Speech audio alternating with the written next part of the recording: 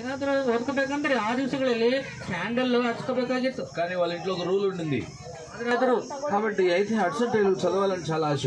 ಆದ್ರೆ ಹಡ್ಸನ್ ಟೈಲರ್ಗೆ ಓದಬೇಕೆಂಬುದಾಗಿ ತುಂಬಾ ಆಸೆ ಇತ್ತು. ఏం చేసినాడంటే ಏನ್ ಮಾಡೋದನಂದ್ರೆ ಗುಡ್ ನೈಟ್ ಅಂತ ಹೇಳ್ತಾರೆ. అంటే అర్థం ఏంటి?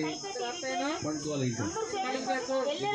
లైట్ కూడా ఉండదు వాళ్ళ ఇంట్లో. ಯಾವುದೇ ಲೈಟ್ ಇರೋದಿಲ್ಲ ಅವ್ರ ಮನೆಯಲ್ಲಿ.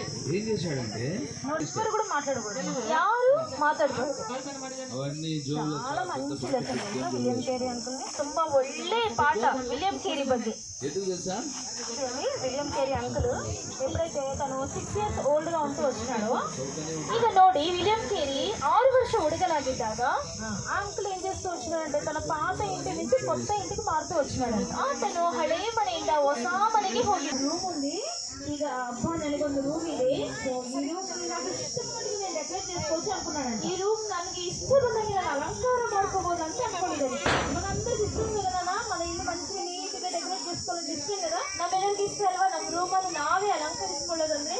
అయితే ఈ విలియం కేరీ అంకుల్ కి క్రియేషన్ అంటే చాలా ఇష్టం అంట. సృష్టించాడు ದೇವರು ಏನೇನು ಸೃಷ್ಟಿ ಮಾಡಿದಾರೋ ಸೃಷ್ಟಿಂಚಾಡು, ಗಿಡಗಳನ್ನು ಸೃಷ್ಟಿ ಮಾಡಿದಾನೆ. ఇంకా ದೇವರ ಸೃಷ್ಟಿಯಲ್ಲಿ ಇನ್ನೂ ಏನೇನಿದೆ ಹೇಳಿ ಮಕ್ಕಳೇ?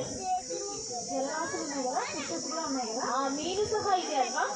అయితే ఇక్కడ మనం చూసినట్లయితే ಅಲ್ಲಿ ನಾವು ನೋಡುತ್ತೆ ಆದ್ರೆ ಈ ಅಂಕಲ್ ఒక 6 years ఓల్డ్ విలియం కేరీ ఏం చేస్తాడంటే, ఈ అంకుల్ విలియం కేరీ అంకుల్ 6 ವರ್ಷದ ಹುಡುಗನಾಗಿದ್ದಾಗ ಏನ್ ಮಾಡಿದಾನಂದ್ರೆ తన ఇంట్లో మంచి మంచి చిన్న చిన్న పక్షులని, ఎన్నో జాతుల రకాలైన పక్షులని తన